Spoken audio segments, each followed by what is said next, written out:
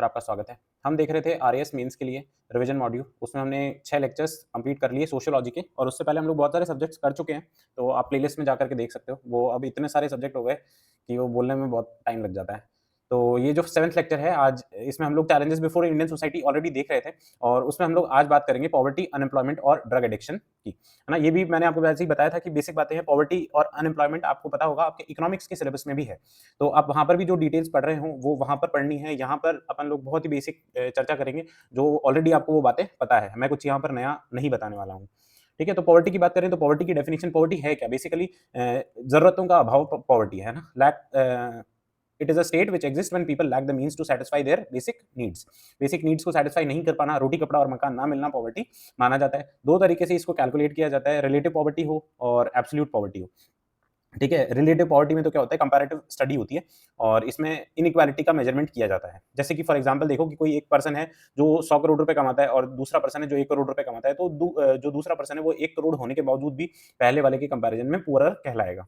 फिर criteria for measuring poverty are different for developed and इसमें relative poverty measure करने के लिए डेवलप्ड और डेवलपिंग कंट्रीज है, इसमें दोनों में क्राइटेरिया अलग-अलग होगा, क्योंकि फिर अगर मेजर करने लगे डेवलप्ड कंट्रीज के साथ में तो हमेशा पुअरर ही आप नजर आओगे, डेवलपिंग नेशंस तो पुअरर ही नजर आएंगे।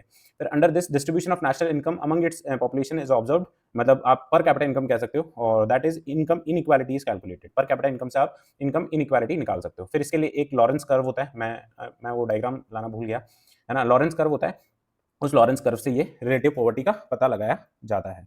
अब लॉरेंस कर्व मैं आपको बना करके बताऊं तो यहाँ पे लॉरेंस कर्व में देखें तो वैसे इस पेन से बनाना, अब बेसिक अंडरस्टैंडिंग बना लेना कि ये देखो ये पॉपुलेशन और इनकम का ग्राफ है, ये पॉपुलेशन है और ये इनकम है, और ये पॉपुलेशन और इनकम का ग्राफ है, ये आइडियल लाइन है। यहाँ पर जो इनइक्वालिटी है वो बिल्कुल जीरो है और जो जनरली जो ग्राफ देखा जाता है वो ये देखा जाता है, तो इसको लॉरेंस कर्व कहते हैं। ठीक है, ये आप इकोनॉमिक्स में वैसे देख लेना, वहाँ पर अच्छे से आपको समझ में आ जाएगा। मतलब मैंने तो इकोनॉमिक्स नहीं पढ़ाई है, जहाँ से भी आपने कवर किया वहाँ पे। फिर एब्सोल्यूट पॉवर्टी का कंसेप्ट आता है। एब्सोल्यूट पॉवर्टी क्या है? इंसान की कुछ बेसिक रिक्वायरमेंट्स होती हैं, है ना, some basic requirements to live life. If a person is not able to fulfil these requirements, है ना, जो हमने पहले बात की रोटी कपड़ा और मकान वाली, then that person is considered as poor in absolute terms. फिर poverty line is determined on these basic needs, है ना, बेसिक नीड्स के ऊपर ही पॉवर्टी लाइन का भी डिटर्मिनेशन होता है। रिलेटिव पॉवर्टी का उसमें यूज नहीं होता है। फिर कुछ बातें हैं, देखो poverty is calculated on the basis of family के बेसिस पे ये जो कैलकुलेट की जाती है, और एक फैमिली में 5 लोगों को माना जाता है। ठीक है ना, जो इंडिया में कैलकुलेट होती है उसमें एक फैमिली में 5 लोगों को माना जाता है। It is not calculated on the basis of individual, because कुछ ऐसी नीड्स होती हैं जो शेयर की जाती है फैमिली में, जैसे कि फॉर एग्जाम्पल हाउस, तो हाउस एक ऐसी नीड्स है कि वो 4-5 जनों में एक कॉमन ही होगा। फिर for calculation of poverty expenditure on और कंजप्शन इज ऑब्जर्व्ड, है ना, और consumption is observed and not income. Income को नहीं ऑब्जर्व किया जाता है, आपका एक्सपेंडिचर कितना है, आपका कंजम्पशन कितना है, ये ऑब्जर्व किया जाता है। फिर जो मेथड होता है उसको कैलकुलेट करने को हेड काउंट मेथड बोलते हैं। ग्लोबली देखो world bank, United nation, ADB, Asian development bank इसको कैलकुलेट करते हैं। वर्ल्ड बैंक की पॉवर्टी लाइन देखोगे तो $2.15 पर डे है, और यूनाइटेड नेशन एक एमडीपीआई, मल्टी डायमेंशनल, या एमपीआई भी इसको बोलते हैं, एमपीआई है, तो ये MPI multi dimensional poverty index निकालता है। आप मीन्स के लिए जरूर से इसको देख करके जाना, इकोनॉमिक के जो इकोनॉमी है उसमें उसके सिलेबस में ये इंपॉर्टेंट है। फिर इंडिया में जो कैलोरी कंजप्शन है उसको मेजर करते हैं, पॉवर्टी जो पॉवर्टी मेजर करने के लिए कैलोरीज के कंजम्पशन को मेजर करते हैं। और बहुत ही इंटरेस्टिंग बात तो ये है कि रूरल एरियाज में ये कैलोरी कंजम्पशन 2400 है, whereas in urban areas ये 2100 है। अब इसमें इंटरेस्टिंग क्या है कि आपको पता होगा आजकल जो शहरों में बहुत ज़्यादा प्रचलन है डाइटिंग का, वो डाइटिंग में आप देखोगे तो बहुत अमीर-अमीर लोग हैं, वो 1500 कैलोरीज़ की डाइट, 1600 कैलोरीज़ की डाइट खा रहे हैं, है ना? तो आप देखो, आपके पास 1000 करोड़ की प्रॉपर्टी है ना? 100 करोड़ की प्रॉपर्टी है, पर आप डाइट क्या ले रहे हो, उस अकॉर्डिंग आप इंडिया में गरीब कहलाओगे। अर्बन में भी और रूरल में तो ज़्यादा ही गरीब हो जाओगे। एनीवेज़ तो ये कैलोरी कंजम्पशन का मेथड था। फिर 3 और जो मेन मेथड हैं भारत में कैलकुलेट करने की पॉवर्टी को, वो क्या-क्या हैं? यूआरपी, एमआरपी और एमएमआरपी, है ना? यूआरपी क्या है? Uniform reference period. इसमें it is seen that how much a family has spent on food items in the last 30 days. जैसे दूध हो गया या फिर ऐसे कोई आइटम्स हो गए जो आप एक साथ खरीद के लाते हो। आटा हो गया, दाल हो गई, ये चावल हो गए। ये आदमी रोज़-रोज़ नहीं खरीदने जाता है। इसका जो पेमेंट होता है वो महीने में एक साथ ही किया जाता है। तो उसमें आप यूआरपी देखा जाता है। फिर मिक्स्ड रेफरेंस पीरियड है। तो इसमें under this it is seen that how much family has spent on clothes, shoes, education, health, जो कि ईयरली होता है। ठीक है? आप कपड़े जो हैं वो रोज़ाना नहीं खरीदते, जूते रोज़ाना नहीं खरीदते। हालाँकि लड़कियों के लिए ये बात एक्सेप्ट करना थोड़ा-सा मुश्किल होगा, पर इसमें एमआरपी में यही है। फिर एजुकेशन है तो आपको अगर फीस भरनी है किसी भी इंस्टीट्यूट की या फिर स्कूल की, तो वो 365 डेज़ में एक बार होगी। हेल्थ का जो एक्सपेंडिचर है या ड्यूरेबल गुड्स हैं उनका एक्सपेंडिचर साल में एक बार ही माना जाता है। फिर एमएमआरपी, मॉडिफाइड जो एमआरपी है उसमें अलग-अलग लेते हैं। देखो 7 दिन के खर्चे अलग माने गए हैं, 30 दिन वाले अलग हैं और 365 दिन वाले अलग हैं। ठीक है? तो ये एमएमआरपी है। फिर अपन लोग brief history of poverty measurement in India की बात करें तो बस इसमें ये नाम याद रख लेना आप, Dadabhai Naoroji, grand old man of India. इनकी किताब है poverty and un British rule in India, है ना। इसमें पहली बार जो ब्रिटिशर्स ने कितना खजाना यहाँ से लेकर के गए, खजाना एज इन जितना भी जो उन्होंने मार्केट यहाँ पे क्रिएट किया और यहाँ से वो लेकर के गए धन, उसके बारे में इन्होंने पहली बार बात की। फिर नेशनल जो प्लानिंग कमीशन बनाया गया 1938 में जवाहरलाल नेहरू द्वारा, उन्होंने कंसिडर किया कि इसको रोटी कपड़ा और मकान, है ना, food cloth and house as basic needs. फिर एक बॉम्बे प्लान या टाटा बिरला प्लान आता है, उसमें जो पॉवर्टी लाइन है वो डिफाइन की गई ₹75 पर पर्सन पर ईयर, ठीक है, तब का है 1944 का है, तो उस हिसाब से ये डिफाइन की गई थी। फिर कॉजेज ऑफ पॉवर्टी क्या क्या हो सकते हैं, तो अब देखो आपको ये सारी चीज़ें ऑलरेडी पता है, मैं बताऊं आप खुद पढ़ो, एक ही बात है, lack of education, lack of employment, social backwardness, population explosion, excessive dependence on agriculture, है ना, जो एनोमली ऑफ मानसून इसको कहा जाता है। फिर lack of health services, lack of social security, lack of skilled labour, corruption, ये सारी चीज़ें कॉजेज हैं किसके, पॉवर्टी के। और फिर दो थ्योरीज हैं टू मेजर पॉवर्टी,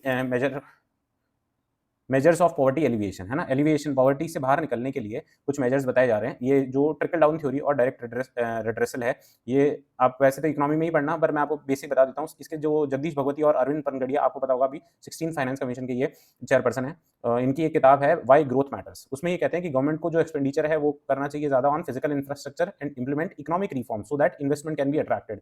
मतलब एफडीआई ज़्यादा से ज़्यादा हो, है ना, एफडीआई हो, और बाकी जो देश में भी जो इन्वेस्टमेंट है वो ज़्यादा से ज़्यादा हो, न्यू एम्प्लॉयमेंट अपॉर्चुनिटीज उससे क्रिएट होंगी, और ये पॉवर्टी एलिविएशन का मेथड है किसके अनुसार, जगदीश भगवती और अरविंद पनगड़िया जी के हिसाब, है ना। इसको थ्योरी को बोला है ट्रिकल डाउन थ्योरी। फिर डायरेक्ट रिड्रेसल है, तो ये डीबीटी आप एक तरीके से मान सकते हो, जो डीबीटी मेथड है वो ये यही बोल रहे हैं, डीबीटी मेथड हो और उसके अलावा कुछ ऐसे प्रोग्राम्स चलाए जाएं। तो ये इसके सपोर्टर अमर्त्य सेन है, इनकी किताब है एन अनसर्टन ग्लोरी, है ना, India and its contradictions. According to him government must give direct assistance to the poor, for this different program should be run like MNREGA, है ना। Mahatma Gandhi national rural employment generation program जो है, वैसा ही programmes आपको, जैसे कि राजस्थान में अभी जो ऐसा ही सिमिलर प्रोग्राम अर्बन एरियाज के लिए भी शुरू हो गया, तो ऐसे प्रोग्राम्स आप चला सकते हो पॉवर्टी एलिविएशन के लिए, है ना। इसको, इस मेथड को क्या बोलेंगे, डायरेक्ट रिड्रेसल बोलेंगे। भारत में दोनों का ही इस्तेमाल अभी होता है। तो हमने बात की पॉवर्टी की, अब पॉवर्टी की बात देखते हैं। पॉवर्टी का जो सबसे बड़ा कारण है अनएम्प्लॉयमेंट, बेरोजगारी है। बेरोजगारी होती क्या है, वैसे तो ये भी कोई पढ़ने की चीज नहीं है, ये तो महसूस करने वाली बात है। तो अनएम्प्लॉयमेंट के बारे में, उसकी डेफिनेशन, उसके टाइप्स और कुछ इफेक्ट्स वगैरह हम लोग देखते हैं। तो डेफिनेशन में देखो तो unemployment is a state in which part of labour force has the willingness and ability to do work but does not get it, है ना। लेबर फोर्स का पार्ट है जो लोग, वो उनमें विलिंगनेस भी है, एबिलिटी भी है, पर उनको काम नहीं मिल रहा है, उस कंडीशन को, स्टेट को अनएम्प्लॉयमेंट कहते हैं। लेबर फोर्स की बात करें तो लेबर फोर्स होती क्या है, 15 से 65 साल के वो लोग, every person in the age group of 15 to 65 years who has the willingness and ability to do work is called labour force, है ना। और वर्क फोर्स क्या है, जो लेबर फोर्स में जो लोग हैं जिनको काम मिल जाता है, ठीक है, the person who comes under the labour force and has got employment is called work force. अब इसके टाइप्स देखें तो टाइप्स में दो तो बेसिक टाइप्स हैं, उसके बाद में रूरल जो अनएम्प्लॉयमेंट होता है उसके टाइप्स हैं, और अर्बन अनएम्प्लॉयमेंट के टाइप्स हैं। अब अनएम्प्लॉयमेंट की जो बेसिक टाइप्स में देखो तो वॉलंटरी और इनवॉलंटरी है। तो वॉलंटरी अनएम्प्लॉयमेंट में क्या है, if a person under labour force is not ready to work on determined wages, है ना, जो वेजेस उसको मिल रही है वो लग रहा है उसको कि वो कम वेजेस हैं, तो वो वॉलंटरीली अनएम्प्लॉयड है ना, उसने मतलब ऐच्छिक बेरोजगारी है। फिर इनवॉलंटरी में देखें तो इनवॉलंटरी में if a person is ready to work even for less than the fixed wages, है ना, जो फिक्स वेजेस कर रखी हैं उनसे कम में भी उसको काम मिल जाए, नहीं मिले, ठीक है, तो if a person is ready to work but still can not get work, है ना, तो जो बेरोजगारी होगी उसको इनवॉलंटरी अनएम्प्लॉयमेंट कहेंगे। अगर रूरल एरियाज में बात करें तो डायरेक्ट अनएम्प्लॉयमेंट हो सकता है, डिस्गाइज्ड अनएम्प्लॉयमेंट हो सकता है, और सीजनल अनएम्प्लॉयमेंट हो सकता है। सीजनल तो देखो शब्द से डायरेक्टली अपन समझ सकते हैं, कुछ चीजें होती है जो सीजनल होती हैं, जैसे कि जो पानी की जो बॉटलिंग प्लांट में जो लोग काम करते हैं, वो ऐसा सीजनल बिजनेस है कि जब गर्मियां होती है तो उनको लेबर इंटेंसिव वो इंडस्ट्री हो जाती है और लेबर की जरूरत ज्यादा होती है, पर जैसे ही गर्मियां चली जाती हैं उसके बाद में उसमें लेबर की जरूरतें कम हो जाती हैं, तो वो एम्प्लॉयमेंट इतना उनको नहीं दे पाते। तो देखते हैं एक एक करके। डायरेक्ट अनएम्प्लॉयमेंट क्या है, if labour does not get work even at less salary than fixed wages, जो अपन ने बात की कि इनवॉलंटरी अनएम्प्लॉयमेंट है, उसको काम ही नहीं मिल रहा है, वो कम तनख्वाह में भी काम करने के लिए तो तैयार है पर उसको काम नहीं मिल रहा है। फिर डिस्गाइज्ड अनएम्प्लॉयमेंट में क्या है, under this the person coming under the labour force gets employment but marginal productivity जो है उसके लेबर की वो जीरो है, उसको एम्प्लॉयमेंट तो मिल रहा है पर वहां पर इतने सारे लोग काम कर रहे हैं कि वो काम का कोई बहुत ज्यादा औचित्य नहीं रह जाता है। फिर सीजनल अनएम्प्लॉयमेंट की बात करें तो जैसे हमने देखा, when people get employment in a particular season but become unemployed when the season and, चाहे एग्रीकल्चर लेबर की बात कर लो, चाहे शुगर केन जूस जो है बनाने वाले लोग हैं, उनके साथ में भी ये प्रॉब्लम है सीजनल अनएम्प्लॉयमेंट वाली। फिर अर्बन एरियाज में अनएम्प्लॉयमेंट देखें तो फ्रिक्शनल हो सकता है, साइक्लिक हो सकता है, under employment, educated unemployment, structural और टेक्निकल, ये 6 टाइप्स हैं। ठीक है, तो ये देखो एक-एक क्वेश्चन भी 2-2 नंबर का एक-एक भी पूछ सकता है या फिर आपसे डायरेक्ट नाम भी पूछ सकता है ना? अनएम्प्लॉयमेंट इन अर्बन एरियाज, कोई 4 अनएम्प्लॉयमेंट ऐसे बता दो या 6 के 6 लिख के आने पड़े, तो ये याद रखने हैं। फ्रिक्शनल अनएम्प्लॉयमेंट की बात करो तो it is a period of unemployment when a person leaves, एक जॉब छोड़ करके दूसरी जॉब पकड़ने के बीच का जो समय है, वो फ्रिक्शनल अनएम्प्लॉयमेंट है। It is not very serious threat to economy, क्योंकि उसको दूसरी जॉब तो मिल जाएगी या मिल चुकी है, पर उसके बीच का जो पीरियड है उसको फ्रिक्शनल अनएम्प्लॉयमेंट कहा है। फिर साइक्लिक अनएम्प्लॉयमेंट की बात करें तो it arises due to imbalance between demand and supply in the economy, specially during recession. Recession के दौरान जो डिमांड और सप्लाई का इम्बैलेंस हो जाता है, वो इम्बैलेंस के कारण जो अनएम्प्लॉयमेंट होता है उसको साइक्लिक कहेंगे। अंडर एम्प्लॉयमेंट की बात करें तो person is working on minimum wages but he does not get work, है ना, जो हमने पहले बात की इनवॉलंटरी की, वैसा ही है। मिनिमम वेजेस पे भी काम करने को इंसान तैयार है, पर उसको काम नहीं मिल रहा है एज पर हिज स्किल, है ना, उसके पास जो स्किल है। जैसे आज जो इंजीनियरिंग स्टूडेंट्स हैं या जिन्होंने इंजीनियरिंग कर ली है कंप्लीट, उनके साथ जो प्रॉब्लम हो रही है वो अंडर एम्प्लॉयमेंट की प्रॉब्लम भी है। ठीक है, और उसके साथ साथ उनके साथ जो प्रॉब्लम है वो एजुकेटेड अनएम्प्लॉयमेंट की है, क्योंकि when educated youth is unemployed due to faulty education system, है ना, जो एजुकेशन सिस्टम है वो स्किल बेस्ड नहीं है, इस वजह से जो अनएम्प्लॉयमेंट है उसको एजुकेटेड अनएम्प्लॉयमेंट कहेंगे। या फिर lack of economic opportunities in search for better employment, ऐसी चीजें हैं कि आपने 20 लाख रुपए लगा करके इंजीनियरिंग की और आपको नौकरी मिल रही है 7,000 रुपए की, तो ये बेटर एम्प्लॉयमेंट की सर्च में जो आदमी होता है वो बेरोजगार रहता है, वॉलंटरली रहता है। फिर स्ट्रक्चरल अनएम्प्लॉयमेंट की बात करें तो unemployment that occurs due to structural changes in an economy, economy में कुछ स्ट्रक्चरल चेंजेस होते हैं, टाइम टाइम पर ऐसे चेंजेस होते रहते हैं, तो उस वजह से जो अनएम्प्लॉयमेंट होगा वो स्ट्रक्चरल अनएम्प्लॉयमेंट होगा। और टेक्निकल की बात करें तो arising due to upgradation of technology, या फिर जो नई मशीनरी आ जाती है उसकी वजह से। तो ये बेसिक टाइप्स हैं, there is nothing much to understand in this, बस बेसिक आपको एक बार रीड आउट कर लेना है, फिर आप लिख करके आ सकते हो, पर नाम आपको याद रखने हैं, क्योंकि नाम वहां पर याद नहीं आएंगे, इसके अंदर की चीज फिर भी याद आ जाएगी, नाम याद नहीं आएंगे। ठीक है, तो नाम थोड़े से याद करके जाने हैं। फिर इफेक्ट्स देखें तो बेसिक बातें इसमें भी है। इफेक्ट्स ऑफ अनएम्प्लॉयमेंट क्या हो सकता है? वेस्टेज ऑफ ह्यूमन रिसोर्स, जो मानव संसाधन है वो वेस्ट हो रहा है, घर पे पड़े हुए हैं, रीले देख रहे हैं। Increase cost of maintenance and reduce savings, फिर इन्वेस्टमेंट डिक्रीज हो जाता है, पॉवर्टी रेट जो है वो रैपिडली इंक्रीज होती है। फिर क्राइसिस ऑफ माइग्रेशन, क्योंकि आपको आपके स्टेट में जो आप देखते हो कई बार विवाद सामने आता है, जो बिहार और महाराष्ट्र का विवाद है, कि बिहार में आपके पास में इंडस्ट्रीज नहीं है, महाराष्ट्र में इंडस्ट्रीज है, तो जो माइग्रेशन है बिहार से लेबर्स का वो बहुत ज्यादा देखने को मिलता है। तो ये जो क्राइसिस ऑफ माइग्रेशन है ये इंटेंसिफाई हो जाता है। It generates tension and frustration among youth, है ना, क्योंकि उनको उनकी मतलब स्किल के हिसाब से ना तो उनको सैलरी मिल रही है ना उनको काम मिल रहा है। फिर क्राइम रेट इस वजह से बढ़ता है, नक्सलिज्म, टेररिज्म जैसी समस्याएं क्रिएट होती हैं। फिर रीजंस क्या क्या हो सकते हैं अनएम्प्लॉयमेंट के? तो देखो, रैपिड पॉपुलेशन ग्रोथ है, ये एक रीजन है। Decrease rate of employment generation, ठीक है, पॉपुलेशन ग्रोथ के कंपैरिजन में जो एम्प्लॉयमेंट जनरेशन है वो बहुत कम है। Lack of industrialisation, specially MSME जो सेक्टर है, क्योंकि आपको पता है जो बड़ी बड़ी जो इंडस्ट्रीज होती हैं, लार्ज स्केल इंडस्ट्रीज हैं, जो चाहे पीएसयूज हों चाहे बड़ी एमएनसीज हों, वहां पर जो स्किल्स की रिक्वायरमेंट है उतने स्किल्ड हमारे यूथ नहीं है। पर एमएसएमई में अंडर स्किल्ड या लो स्किल्ड के साथ में भी काम कर सकता है, पर एमएसएमई का डेवलपमेंट पूरी तरीके से नहीं हुआ है। As you must be knowing कि जो इंडिया की इकोनॉमी है वो बहुत ही यूनिक इकोनॉमी है, क्योंकि ये एग्रीकल्चर से डायरेक्टली सर्विस सेक्टर पे चली गई, और बीच में जो इंडस्ट्रियलाइजेशन वाला पार्ट है वो मिसिंग है, आज भी मिसिंग है।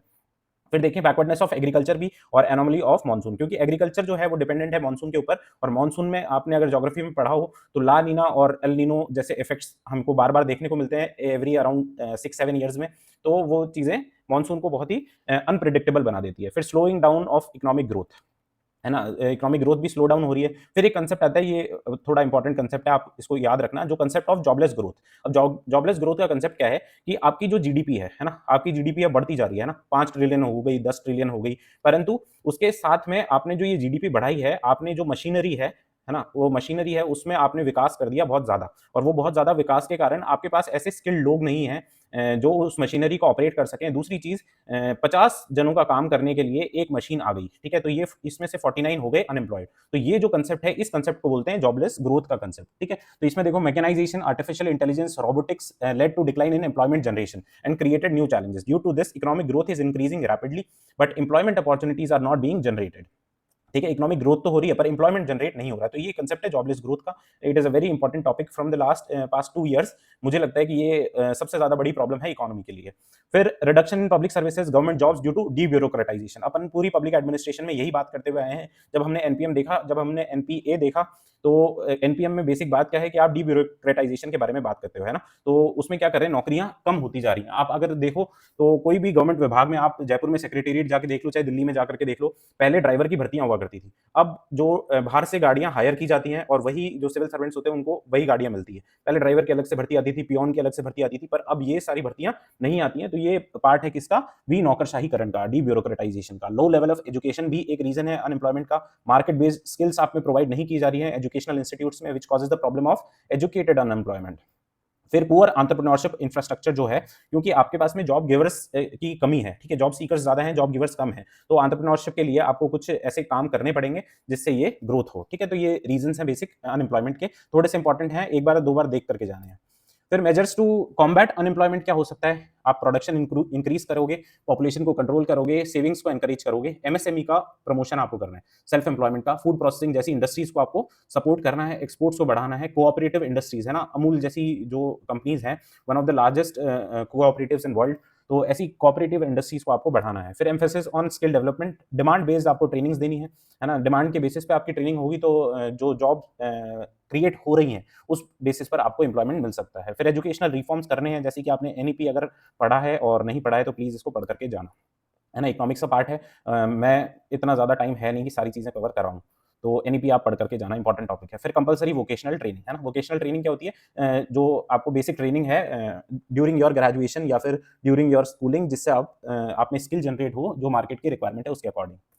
फिर कुछ गवर्नमेंट स्कीम्स देख लेते हैं, ये भी है ना, दो चार स्कीम याद करके जानी है क्योंकि कहीं पर भी लिखने की डायरेक्ट भी पूछ सकता है। पीएम श्रम योगी मानधन योजना, कर्म योगी मानधन योजना, उस्ताद स्कीम है, स्किल इंडिया, है ना, महात्मा गांधी, ये मनरेगा आपने देखा ही है, पंडित दीनदयाल उपाध्याय श्रमजीवी जयते प्रोग्राम है, पीएम स्वनिधि योजना है। वैसे जो स्कीम्स वाला मैंने किसी को प्रॉमिस कर दिया है वैसे कि मैं नेक्स्ट संडे को स्कीम्स वाला रिकॉर्ड कर दूंगा, तो उसमें ये सारी स्कीम्स के बारे में हम लोग बात करेंगे। जैसे स्वनिधि योजना है, ये थोड़ी सी इंपॉर्टेंट है। फिर गरीब कल्याण रोजगार अभियान है, PM employment generation, PM EGP है, और विश्वकर्मा योजना भी थोड़ी इंपॉर्टेंट है क्योंकि ये करंट में भी है, ठीक है। तो ये बेसिक बातें हो गई पॉवर्टी और अनएम्प्लॉयमेंट की। अब इसके आगे चलें तो अनएम्प्लॉयमेंट से जो समस्या, देखो पॉवर्टी की क्यों जनरेट हो रही है अनएम्प्लॉयमेंट से, और अनएम्प्लॉयमेंट और पॉवर्टी दोनों इंटर रिलेटेड है, और अनएम्प्लॉयमेंट से ही एक और समस्या जनरेट होती है जो होती है ड्रग एडिक्शन की। तो ड्रग एडिक्शन के बारे में कुछ बातें हैं। तो ड्रग्स होते क्या हैं? ये केमिकल सब्सटेंसेस होते हैं whose consumption has negative psychological effects on human brain and nervous system, है ना। जो सीएनएस होता है, सेंट्रल नर्वस सिस्टम होता है, उस पे कुछ केमिकल्स होते हैं जो इंपैक्ट डालते हैं, and which are called intoxicants या ड्रग्स उनको बोलते हैं। Drug addiction is a condition where a person becomes habitual to drugs due to excessive use. In case of non availability of these, person has no control over body, है ना। उसको कुछ ऐसे symptoms होते हैं जो वो अपनी बॉडी पर कंट्रोल खो देता है, और इस कंडीशन को क्या बोलते हैं? ड्रग एडिक्शन बोलते हैं। बेसिक ही डेफिनेशन है, कोई ऐसे रट करके जानी नहीं है, एक बार समझ लोगे तो आप अपने लैंग्वेज में लिख सकते हो, क्योंकि किसी राइटर की दी हुई ऐसी कोई डेफिनेशन ये है नहीं। फिर टाइप्स की बात करें तो नेचुरल हो सकते हैं, आर्टिफिशियल हो सकते हैं। जैसे नेचुरल में टोबैको नेचुरल है, कैनाबिस या गांजा या फिर इसको ओपीएम, ये सारी चीजें नेचुरल है। और आर्टिफिशियल में बात करो तो अल्कोहल हो गई, कोकेन, हेरोइन, स्मैक, ये सारी चीजें आर्टिफिशियल इंटॉक्सिकेंट्स में है। फिर कुछ ये वाला इंपॉर्टेंट टॉपिक है, there are 6 types of narcotics, है ना, 6 इंपॉर्टेंट टाइप्स ऑफ नार्कोटिक्स है जो डिवीजन है। आप कहीं पर भी सरकारी विभाग में जाओगे तो आपको ये लिखा मिलेगा, वहां पर यूजुअली हिंदी में लिखा होता है, तो हिंदी वाले बच्चे तो उसको डायरेक्ट कॉपी कर सकते हैं, पर इंग्लिश में देखो कौन कौन से हैं। सबसे पहले अल्कोहल है, फिर सेडेटिव्स या डिप्रेसेंट्स हैं, फिर स्टिमुलेंट्स हैं, और उसके बाद नार्कोटिक्स और हेलुसिनोजेंस एंड निकोटीन, है ना। तो ये 6 बेसिक टाइप्स हैं। इसमें क्या क्या होता है आप ये वैसे तो सब लोग जानते ही हैं ये सब, है ना, इसकी चर्चा ज्यादा रहती है, पर देख लेते हैं एक एक। अल्कोहल क्या है? ये एंटी डिप्रेसेंट या एक्सेस डिप्रेसेंट है ना, सप्रेसेंट भी इसको बोल सकते हो आप, और ये लीगल ड्रग है ना, लीगली बिकती है, और स्टेट को बहुत ज्यादा इससे बेनिफिट होता है। सेडेटिव्स और डिप्रेसेंट्स की बात करें तो ये सप्रेस करता है सेंट्रल नर्वस सिस्टम को, स्लीप इससे अच्छी हो जाती है, ट्रीट करता है ये हाई ब्लड प्रेशर जैसी चीजों को, इंसोम्निया, एपिलेप्सी, ये सारी कंडीशंस को ये ट्रीट करता है। इसमें एग्जांपल्स में देखो तो ट्रैंक्विलाइजर्स और बार्बिट्यूरेट्स, है ना, अगर आपने केमिस्ट्री पढ़ी है आरएस मेंस के लिए तो ये दोनों चीजें आपने पढ़ी होंगी। फिर स्टिमुलेंट्स की बात करो तो makes central nervous system active, remove करता है ये फटीग को और लेजीनेस को। इसमें एग्जांपल के तौर पे आता है कैफीन हो गया जो कॉफी में होता है, या रेड बुल, और ये सारी ड्रिंक्स में आता है। फिर कोकेन या एम्फेटामाइन, है ना, ये स्टिमुलेंट्स में आते हैं। फिर नार्कोटिक्स में देखो क्या है? Creates numbness, sense of Joy, courage, superiority, shyness इससे चली जाती है, एपेटाइट का लॉस होता है। इसमें मॉर्फिन हो गया, ओपियम हो गया, गांजा हो गया, ये सारी चीजें आती है। फिर हेलुसिनोजेंस क्या होते हैं? ये ऐसा डिस्टॉर्शन क्रिएट करते हैं जो आपको अलग एक दुनिया में ले जाता है, creates distortion in sensation experience of different reality, है ना। तो इसके एग्जाम्पल में आता है एलएसडी, लाइसर्जिक एसिड डाइइथाइलामाइड, ठीक है, ये नाम अगर याद रखो तो ठीक है, वरना एलएसडी ठीक है। फिर निकोटीन की बात करें तो टोबैको, सिगरेट्स, बीड़ी, ये सारी चीजें निकोटीन में आ जाते हैं, हुक्का वगैरह, ये इसमें निकोटीन यूज होती है। तो ये बेसिक 6 टाइप्स हैं नार्कोटिक्स के। अब प्रेजेंट सिचुएशन में कुछ डाटा है, तो देखो there are currently 190 million drug users worldwide, है ना? और रेट इंक्रीज हो रही है रैपिडली, 7.5 लाख जो है डेथ्स हैं अराउंड इन वर्ल्ड। और ग्लोबल ड्रग ट्रैफिकिंग का जो ट्रेड है वो 6.5 बिलियन है। फिर इंडिया जो है वो मेजर प्रोड्यूसर है किसका? लीगल ओपीएम का। फिर इसके रीजंस में देखें तो रीजन में क्या क्या चीजें आती है उसके बारे में एक बार तो अगर देखो ये मैं एक बेसिक सा मैप बना देता हूँ, है ना? ये आप मैप देखो इंडिया का, है ना? और थोड़ा सा अगर डिस्टॉर्टेड बने तो प्लीज़, क्योंकि ये है ना, ये बेसिक मैप है। तो यहाँ पर आपको पता होगा, यहाँ पर जो अफगानिस्तान और पाकिस्तान वाला एरिया है, यहाँ पर एक क्रेसेंट है और यहाँ पर एक ट्राइंगल है, जो म्यांमार बर्मा जो रीजन है यहाँ पर। तो ये ओपीएम प्रोड्यूसिंग जगह है, बहुत ज़्यादा हाई प्रोडक्शन, मैक्सिमम प्रोडक्शन यहाँ पर होता है ओपीएम का। और इंडिया जो है, इंडिया की लोकेशन इसके बीच में है। तो ये रीजन है ड्रग अब्यूज का इंडिया में। India's location between golden triangle and golden crescent, है ना? इसको गोल्डन क्रेसेंट और गोल्डन ट्रायंगल बोलते हैं। फिर इन्फ्लुएंस ऑफ वेस्ट, वेस्टर्न जो आइडियोलॉजी है, वेस्टर्न जो वेस्टर्नाइजेशन में हमने पढ़ा, वहां पर ड्रग का अब्यूज बहुत ज्यादा देखने को मिलता है, क्योंकि वहां पर इंडिविजुअलिज्म जैसी चीजें ज्यादा है। फिर सोशल एक्सेप्टेबिलिटी है, जैसे अल्कोहल हो गया या फिर स्मोकिंग हो गया, टोबैको हो गया, इनकी सोशल एक्सेप्टेबिलिटी है ना, मार्केट में या सोसाइटी में। फिर considered as a fashion symbol, promoted by actors in cinema, और सेंसरी प्लेजर देता है, टेंशन रिलीज ऐसा समझा जाता है, टेंशन रिलीज हो रही है। और टेरर फंडिंग का ऑल्टरनेटिव है ये, है ना? जो ज्यादातर पाकिस्तान या अफगानिस्तान में टेरर फंडिंग का है, वो सिर्फ और सिर्फ ओपीएम ट्रेड से आता है। अफगानिस्तान की तो पूरी जो इकोनॉमी है वो इसके ऊपर बेस्ड है। फिर इफेक्ट ऑफ ड्रग एडिक्शन में बात करें तो क्या क्या इफेक्ट्स हो सकते हैं? ये रिड्यूसेस मेमोरी, थिंकिंग एबिलिटी को रिड्यूस करता है, इंक्रीज करता है क्राइम रेट्स को, इंक्रीज करता है रोड एक्सीडेंट्स। रोड एक्सीडेंट्स आपको पता होगा, इसमें भी वैसे मुझे इंक्लूड करना चाहिए था, I am so sorry for that. इसमें कुछ डाटाज इंक्लूड करने चाहिए अपने को, ठीक है? पर क्योंकि इतना सारा बाकी रह रहा था, इस वजह से मैं ये कर नहीं पाया। Increases depression and suicide rates, effects mental and physical ability, diseases like cancer, ये सब बढ़ जाता है। पॉवर्टी बढ़ जाती है, negative impact on children, decreases social status of individual and financing of terror. ये इफेक्ट्स हैं, बेसिक ही हैं ये, एक बार आप पढ़ लोगे, कुछ समझाने जैसा इसमें है नहीं। फिर कुछ चैलेंजेस इन कर्बिंग ड्रग मनीस, है ना? ये इसको कर्ब करने में प्रॉब्लम क्या क्या आ रही है कि लीगल अवेलेबिलिटी है ड्रग्स की, जैसे अल्कोहल हो गया, सिगरेट्स हो गई, निकोटीन हो गया, ये सारी लीगली अवेलेबल है। स्टेट का, गवर्नमेंट का मेजर सोर्स ऑफ रेवेन्यू यही है, ठीक है? आपको पता होगा कोविड में स्कूल्स बाद में खुले, कोचिंग्स बाद में खुली, पहले दारू के ठेके खुले। तो ये चीजें सब जानते ही हैं। इनएडिक्वेट अवेलेबिलिटी ऑफ रिहैब सेंटर्स है ही नहीं, है ना? इनएडिक्वेट क्या, मुझे तो लगता है गवर्नमेंट ऑपरेटेड तो होंगे ही नहीं, और जहां पर ज्यादातर होते हैं, अखबार में तो ऐसी न्यूज आती है कि रिहैब सेंटर में ज्यादा नशा चल रहा है। फिर सोशल एक्सेप्टेंस बढ़ती जा रही है, इंटरस्टेट ड्रग ट्रैफिकिंग बहुत ज्यादा है, पॉलिटिशियंस का और स्मगलर्स का नेक्सस बना हुआ है, ठीक है? तो ये कुछ चैलेंजेस हैं। फिर गवर्नमेंट एफर्ट्स और यूनाइटेड नेशन के, और ये सारे एफर्ट्स हम लोग क्लास में देख लेते हैं। गवर्नमेंट एफर्ट्स क्या है? एनडीपीएस एक्ट है, narcotic drugs and psychotropic substances act है, जो प्रोहिबिट करता है production, purchase, sale, transport, storage को। ड्रग फ्री इंडिया कैंपेन है, national fund for control of drug abuse है, इंटेंसिव वाटर इंटेंसिव सर्वेलेंस है ना, इंटेंसिव बॉर्डर सर्वेलेंस है, वो border surveillance by border security forces, BSF, जो काम करती है आपको पाकिस्तान बॉर्डर पे और बांग्लादेश बॉर्डर पे, वो यही काम मतलब मेजर काम इनका ये भी है कि जो गोल्डन क्रेसेंट की हमने बात की और जो गोल्डन ट्रायंगल की हमने बात की, दोनों एरियाज में बीएसएफ ऑपरेट करती है। फिर सर्च ऑपरेशन कुछ रेलवेज के द्वारा चलाए जाते हैं, और डी एडिक्शन और रिहेब सेंटर्स का स्टैब्लिशमेंट है। तो ये गवर्नमेंट के कुछ एफर्ट्स हैं। और राजस्थान गवर्नमेंट के एफर्ट देखो तो ये थोड़ा सा इंपॉर्टेंट है, ये याद रखना आपको कि राजस्थान गवर्नमेंट के क्या एफर्ट्स हैं, ना? Establishment of directorate of drug free Rajasthan, है ना? ये निदेशालय राजस्थान गवर्नमेंट द्वारा बनाया गया है। फिर formation of anti narcotics task force and anti narcotics unit, है ना? एंटी नार्कोटिक्स के लिए आप अलग अलग जो डिस्ट्रिक्ट्स हैं वहां पर देखोगे, वो हेडक्वार्टर होते हैं एंटी नार्कोटिक्स टास्क फोर्स के। और फिर late Gurusharan Chhabra public awareness, ये कैंपेन है। ये मेरे हिसाब से ये दो चीजें आरएस प्री में पिछले में या फिर पिछले के पिछले में पूछी हुई भी है, ठीक है? तो ये जो late Gurusharan Chhabra public awareness campaign है, ये इट इज अगेंस्ट इंटॉक्सिकेंट्स, है ना? अल्कोहल और इनके अगेंस्ट है। फिर नवजीवन योजना है, जो फैमिलीज, है ना, जो हथकड़ शराब होती है उसको बनाने के काम में लगे हुए हैं, उनको रिहैब प्रोवाइड करना, उनको कुछ और दूसरी चीजें जो एम्प्लॉयमेंट के दूसरे सोर्सेज हैं वो बताना, और उनको उसमें एंगेज करना, ताकि क्या है, जो लिकर मैन्युफैक्चरिंग है उसमें ये लोग ना रहें। फिर operation clean sweep Rajasthan police के द्वारा, ये भी इंपॉर्टेंट है। और Rajasthan anti drug abuse and trafficking campaign है।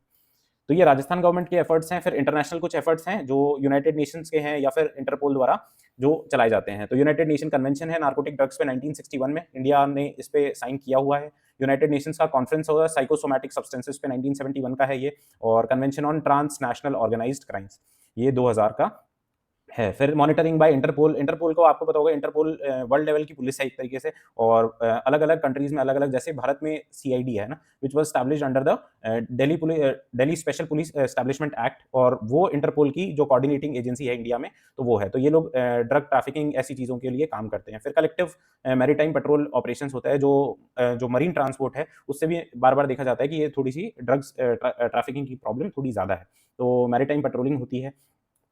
फिर अदर एफर्ट्स में देख लें, strict enforcement of NDPS act, increase efficiency of police department, promote international cooperation, public awareness बढ़ाना, डी एडिक्शन सेंटर्स खोलना, कम्युनिटी लेवल की मॉनिटरिंग करना, और लास्ट में आर्टिकल 47, ठीक है, realising the drug of, conclusion में आप ये ऐड कर सकते हो, realising the dream of drug free India by establishing coordination between various agencies in accordance with the spirit of article 47। Article 47 में क्या है कि it shall be the duty of the state कि वो इंटॉक्सिकेंट्स से बचाए लोगों को, पब्लिक हेल्थ को प्रमोट करे। तो ये आर्टिकल 47 में हमको बताया हुआ है। ठीक है? तो बहुत-बहुत धन्यवाद आपका। ये टॉपिक भी यहाँ पर खत्म होता है। नेक्स्ट में हम लोग कुछ चैलेंजेस, वल्नरेबल सेक्शन जो है सोसाइटी के, चाहे दलित्स हों, चाहे जो एल्डरली पॉपुलेशन है, चाहे डिसेबल्ड या फिर जो दिव्यांग लोग हैं, उनके बारे में कुछ बातें करेंगे, ठीक है? तो ये अप्रॉक्सिमेट 2 लेक्चर्स और होंगे, ज़्यादा बड़े नहीं होंगे। तो बहुत-बहुत धन्यवाद आपका। मिलते हैं नेक्स्ट लेक्चर में।